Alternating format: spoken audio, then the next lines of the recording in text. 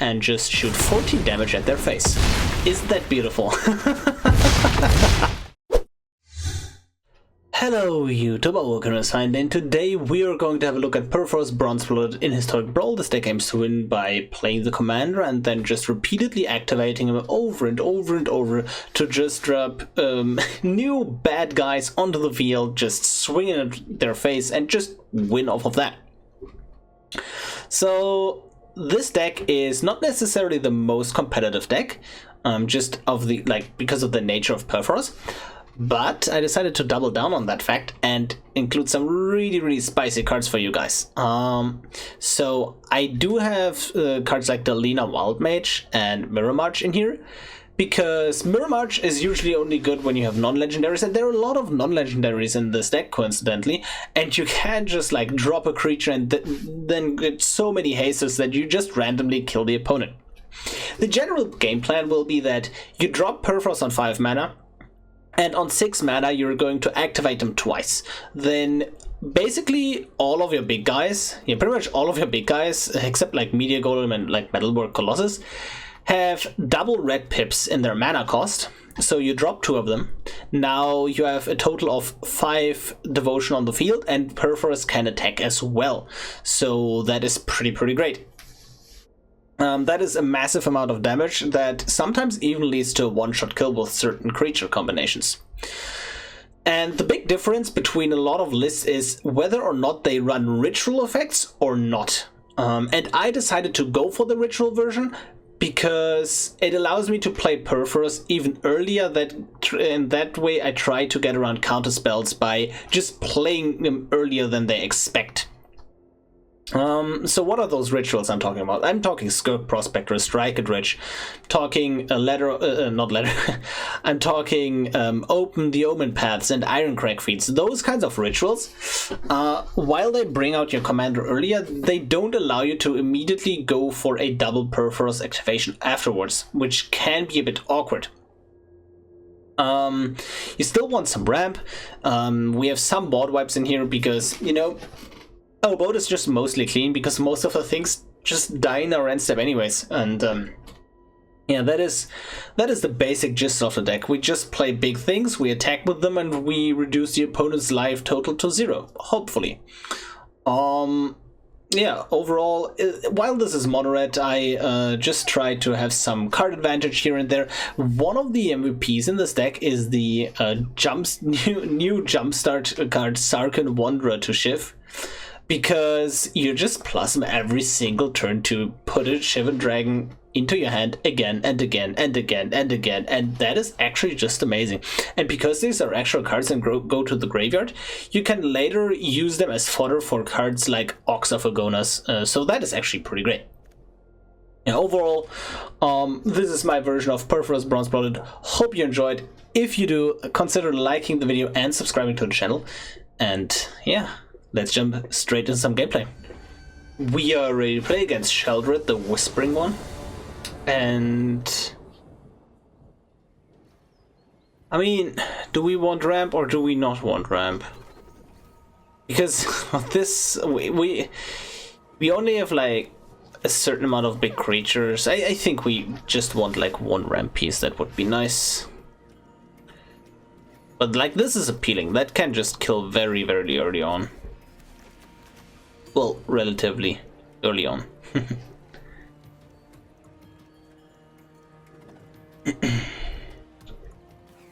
So let's see. The opponent is thinking whether or not to keep. I do like their card sleeve choice. I think those are pretty great. I would use them myself. Also, these special promo artworks are so amazing. I just love like these artworks where like just like the concept of like a child drawing something and then an actual artist coming in it and making it look real, which is, I like, some people find it creepy. I just think it's hilarious. So anyways, opponent, what do you got up there? So the question is, which I'm not certain about, how have they constructed their deck? Like, there are a lot of things you can do. It's probably more like mono black Reanimator. I think that is the most likely one.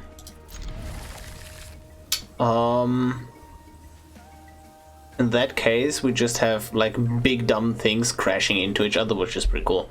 Also, Combustible Gearhook is basically a draw 3 in this deck, because if they say like, no, I want to take the damage, then they can just like take 15, 20 damage to the face, and that is just absolutely devastating, right? Like, just straight up kills them. So yeah, 6 mana, 6/6 first strike, draw 3 cards. That is huge, massive. But I do like this. I can cycle the Sweltering Suns if they're a Reanimator list. And if they flood the board early, yes, Sweltering Suns is pretty good anyways.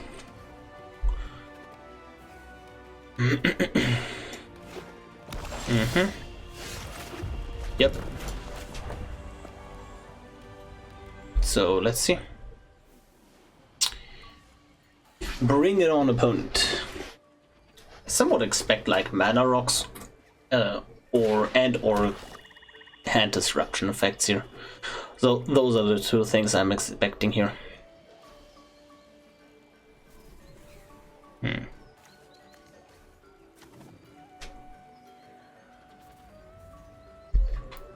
Okay. So yeah, our current game plan is pretty simple. Arcane Signet into Mana Geo, then Scry. Probably a land to the bottom, because this is already 5 mana. Maybe one more so we can double activate Purphoros. Okay, that's a Maya Triton. Ooh, but that's a Rekindling Phoenix. No, I have something in mind. I'm sorry, guys. So the Rekindling Phoenix is an interesting one. Now I want to have an untap land, because then I can just like drop Rekindling Phoenix. Like, I don't get Purphoros any faster here anyways, right? If I don't get a land, I just drop the Mana Geode, because I want to guarantee the Purphoros here on turn 4. Yep, or North Midnight, that's fine. And let's see. Yes, so very, very likely Reanimator version.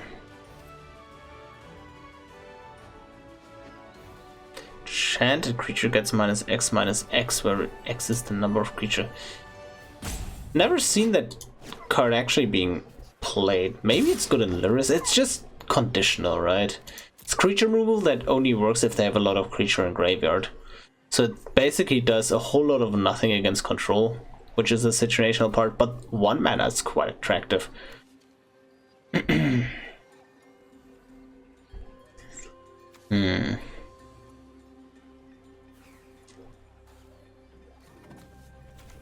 If I drew a Milestone here, I could be tempted to like Sweltering Suns, either cycle or play. But they're not ramping, so this Shelter, it will take a while to come online.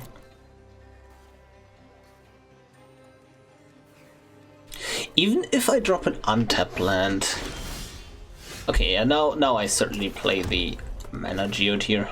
But even if I drew the untapped land, I'm still thinking, would I have played the Phoenix, or do I want to work towards the double Purphoros activation a turn anyways?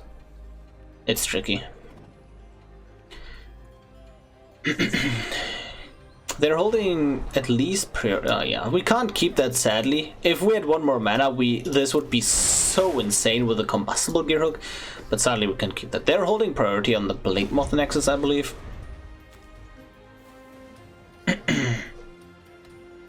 Because there's not much like 1 mana removal spell, that's what they could hold up. But that's so irrelevant for us. Which is Cottage. They swing in for 5. I'm tempted to just use the Skyclave Relic into Sweltering Sun. Ooh, yeah, I think that is a pretty good play. Just Chandra plus and then Sweltering Suns. And that just sets them back a lot.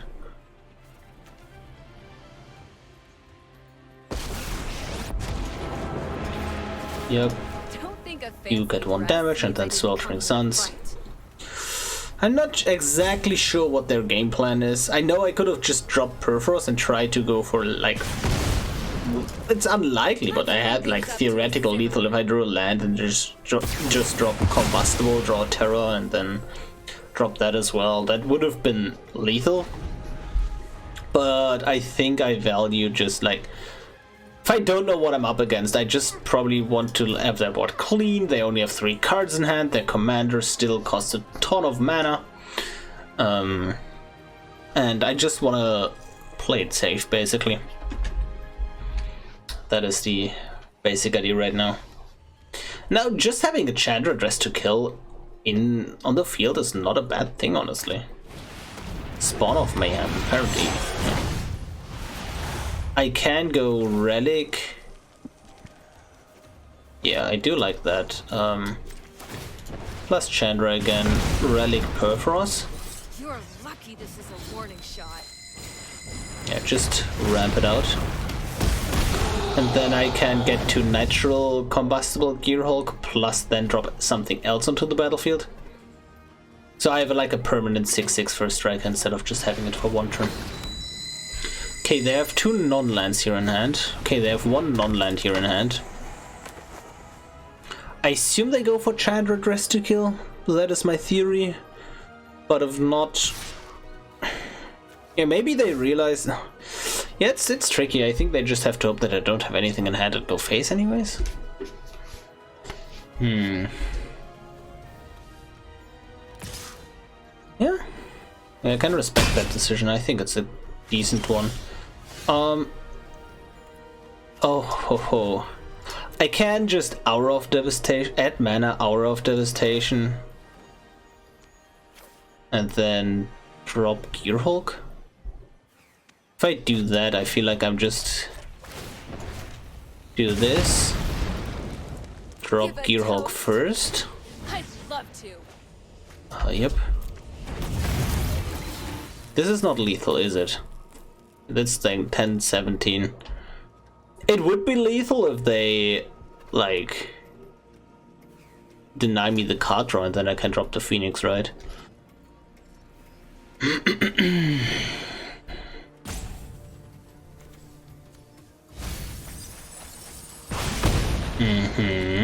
Yep, seems about right.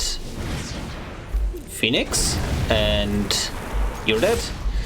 Greedy. That was certainly greedy. Yeah, that is a hefty GG, my friend. Wow. Got him. We are ready to play against Odric Bloodcursed. And, yeah, let's see. Maybe it's Boros Affinity, maybe not. Ooh, I like this hand. Oh, it seems like Affinity. Yep, they see the Inferno, but they don't know about the Rekindling Phoenix Edge. A 2-mana rock would be the absolute best thing to have here.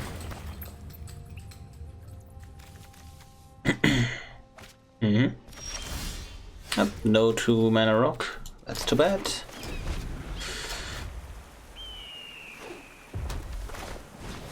Giant. Still on the idea that this is probably Affinity.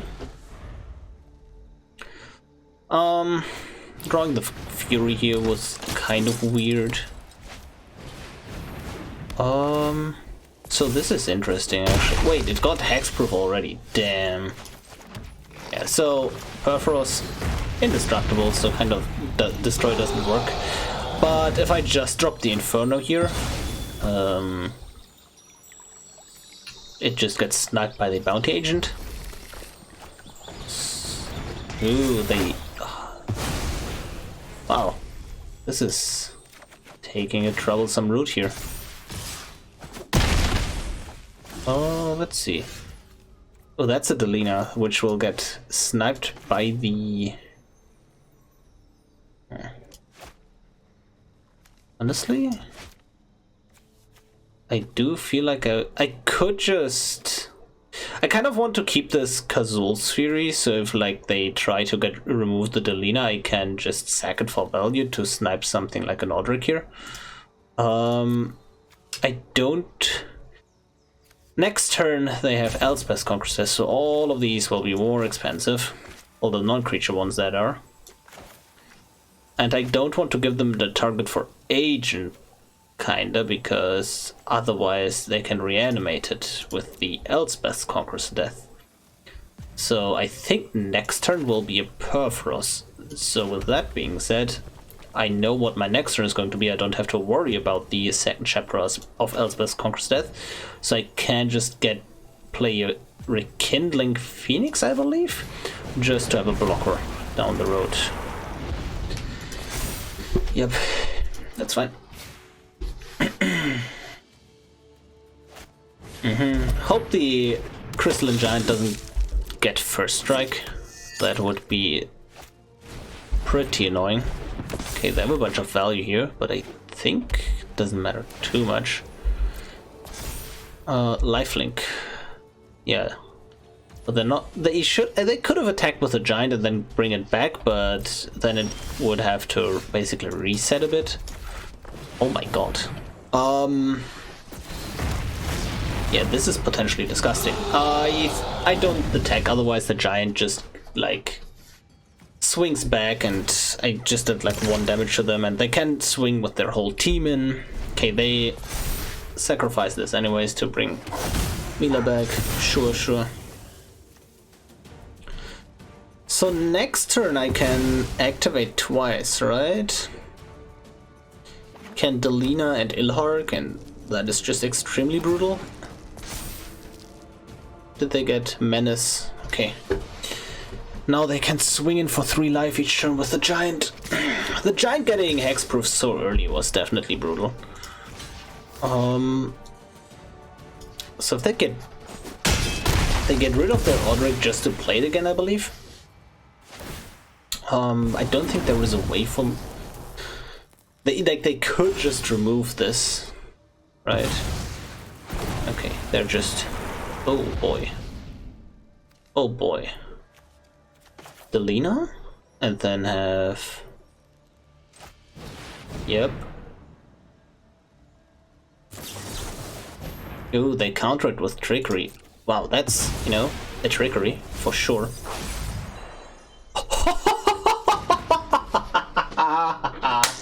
Yeah, Trickery is it's a card in this deck. It is a card. Oh, I am so... They chose no and they didn't get punished. Wow. I can now Kazul's Fury the Bounty Agent, or I can just force them to use it on an Ilharg. And then I later get the Ilharg back in a couple of turns. They what?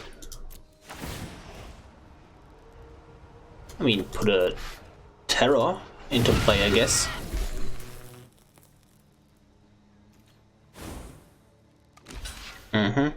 Oh, they want to block and then use that.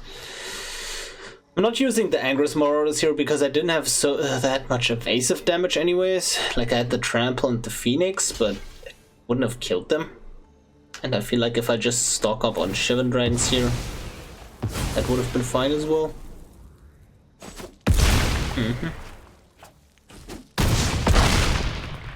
Yep. Yeah, I don't need to play this. And now Ilharg gets put into the library again. Couple cards deep. Man, I can also just, like, Bonder's Enclave. No, I can't. Yeah, I can. Yeah, okay, that is actually pretty insane because this is too deep now. I can take my regular draw, I can draw with the Letter or with the Bonder's Enclave, and then put Ilharg back into play with haste, and then drop the Angerous Marauders on them again. Well, not again, but something on them. That is extremely devastating, hopefully. Now they got a +1 counter. That's fine.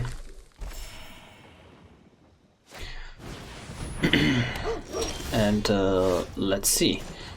So I have 6 mana anyways for the double activation in future turns, so... Wait, no. Yo, counting is pretty hard. I just noticed. Okay. Sarkhan Wanderer to shift or Angress Marauders. I could... Like, this effectively costs 1 mana to put in. No. I think I'm just going to put in Angress Marauders, and then I'm just flinging something with Kazul's Fury into their face. Like, whichever big thing they block here, I'm just, like, flinging at their face. So that is the 14 damage already, and they can't block the Phoenix here. Yep, and that should be lethal. And... yeah, just sack the Purphoros, I believe. Yup. So, Kazul's Fury. 3 mana, sacrifice the commander, and just shoot 14 damage at their face. Isn't that beautiful? GG. We are ready to play, oh no, against Tergrid. And the reason why I said oh no here, apart from that, this hand is pretty cool. Like, pretty cool is an understatement. It's pretty insane, honestly. But the reason I said oh no is because Purphoros makes our creatures being sacrificed at the end step. So if they play a frontside Tergrid, they get our big cards, basically, and that can be extremely backbreaking. Thoughtseize. Taking Chandra Dress to kill, I believe. No, Sarkhan Wanderer to shift is basically all my, like, dragons that I can get here, right? So it's one of the planeswalkers for sure. I'm just not super certain which one. And now we just gotta pray to hit a land drop next turn. Give me a target for a braid. That qualifies as a target, I guess. Kind of. Okay, it's not the worst. It's not the worst. Okay. We are missing land drops, and they know that, so what you gotta do, but yeah, okay, perfect. They're not doing too much impressive stuff over there as well. I killed this early so that Sarkhan could get in more activations, basically. And then, like, when you Sarkhan and then they have only one creature with 3 toughness, then you minus, that clears the board. It's pretty good overall. I think I just have to go for the Sarkhan play. These are both dinosaurs and this only reduces dragons, right? Okay, I'm just spamming some Shivan dragons here into my hand. I can strike a Rich next turn again to get some treasures, but obviously land drop is just what I want in the end anyways. See, now I can minus this Tiny Bones here, and that actually works out quite well.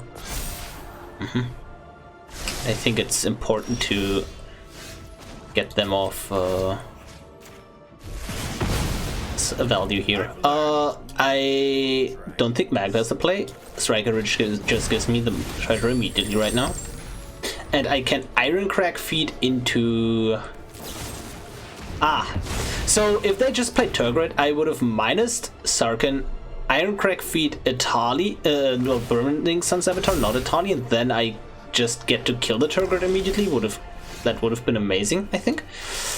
Okay, I'm just going to play it slow, ramp a bit, because eventually I'm just outvaluing. No, never mind.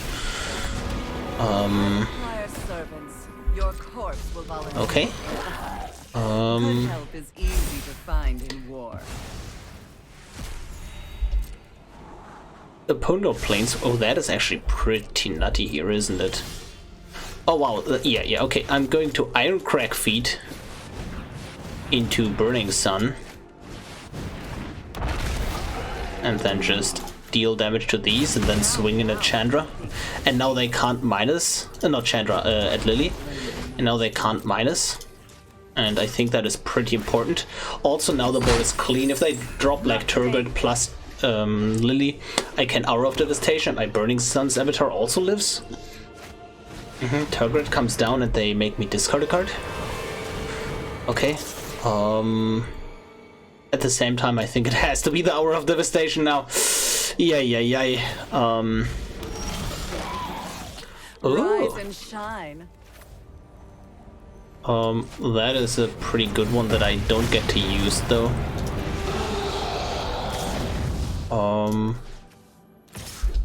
Yeah, let's get the treasure. Might have not wanted to use like the land drop here. It's quite tricky. Because now if they make me discard these cards, I'm in huge trouble, honestly. I just think this is not the most amazing situation to be in, quite frankly. This is super awkward. I mean, honestly, just not hitting my land drops for so many turns was the most awkward thing about this. Right? Like, let's be real, but a Tali into a kill spell from the top would be... make it go away. Make it go away. The pain. Where is my Aura of Devastation? I mean, that would have also just made me to sacrifice 5 bourbons anyways. This is so painful. Maybe I should have sacrificed the dragon so then get Aura and then Aura my dragon. I think likely the better play. A Tali Primal Storm. I'm not going to play this off of Purphoros so they don't get the card. And then I'm just going to swing at them. 1, 2. They have 3 jump blockers. They can't just jump. None of these have trample as well. Oh, this is awkward. Okay. Why do you do this? Opponent's deck is so good against their own deck. I can't sacrifice any of these. I mean, it's still a 5/6. Don't get me wrong. Maybe they want to. What? Huh? Interesting. I would have for sure just put the Obliterator in front of the Purphoros.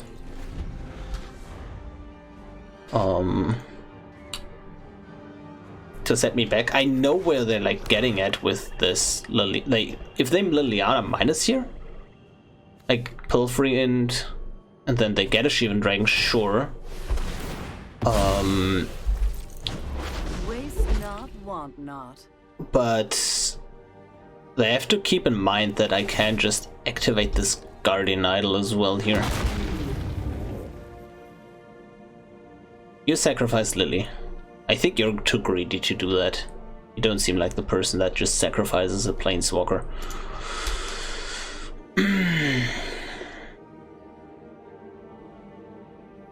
Yeah, just not hitting land drops for so many turns in a row was really the kicker here.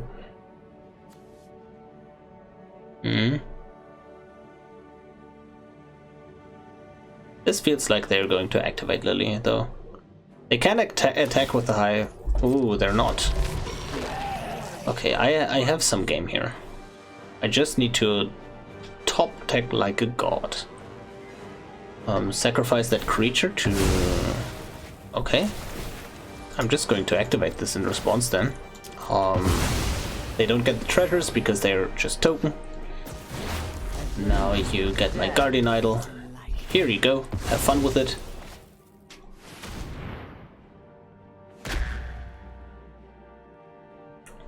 And I do have like 3 top decks that I can take with this, like this Atali included. Oh, that's pretty funny. They use the mana to play their own Guardian Idol. Okay, oh my god, that does not matter. So I will just use this Mind Stone. Get a Mind Stone opponent. Let's see, what do we get here?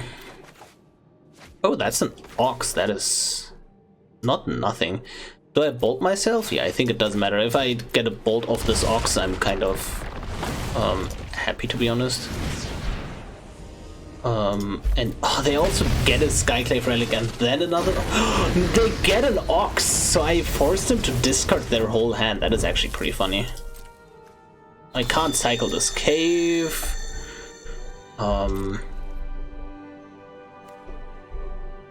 Honestly, I just have to hope for a kill spell here off their top to, like, kill something, I believe. I don't see how I'm, like, my way out of this anyways. Ah, this is land. This is exactly not what I wanted. So the Bontu for sure goes through, right? Then, and the Ox? They should block the Ox, because then they... This is super awkward.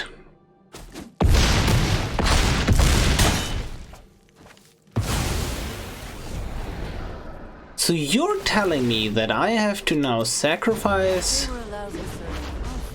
6 permanents, 7 permanents.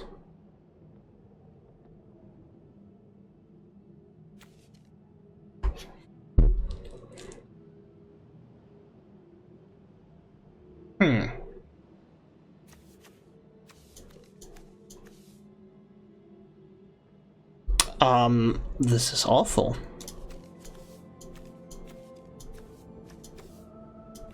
Is my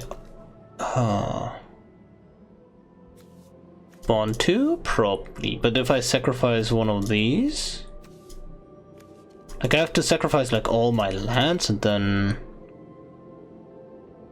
this? I guess.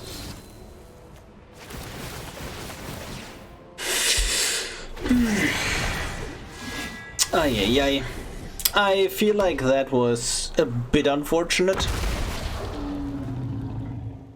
Wait, I'm just dead on the... Yeah, I'm just dead anyways. Like, there is nothing I could... Okay, yeah. Wow. Yeah, GG. We are done with the games. I hope you enjoyed them as much as I did. And yeah, Purphoros Bronze Blooded is a pretty cool deck. It is fun when it works. It doesn't necessarily work, but it is very fun when it works. We didn't get to show the cool stuff that Delina, Mirror March, and like Godfarer's Gift can do, but you can imagine that they can do some really nice things in this list. If you want to play this deck on a budget, what can you cut? What do you need? And this is kind of where it gets spicy, because honestly, like, okay, Hamlet back Goliath, you can kind of cut that. You can just play like vanilla 6-drop or just like vanilla dragons that are at common or uncommon. But like most of the things you really need, like, okay, you don't need attendants. You also don't need them because you don't need this particular card. Okay, Dracosath you kind of do need. This card is the absolute nuts in this deck. And I'm playing Chandra just as a backup line, but it's not a thing you can put into play, but okay, you kind of can cut that. But have you seen what Combustible Gyro can do in these games?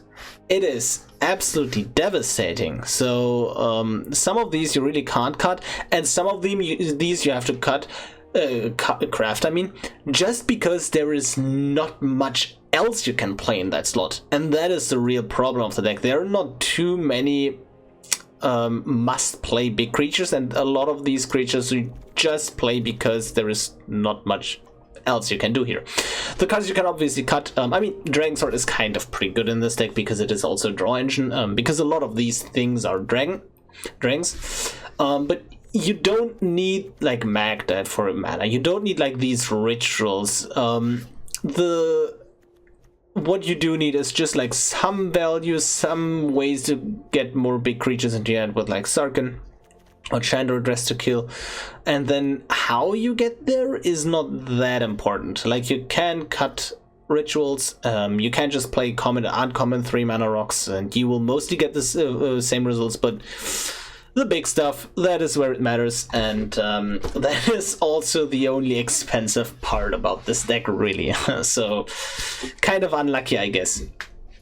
If you enjoyed today's deck, just, you know, tune in tomorrow and then see what I have in store for you then. And so long, enjoy your day, enjoy your evening, enjoy your morning, wherever you live, and see ya tomorrow.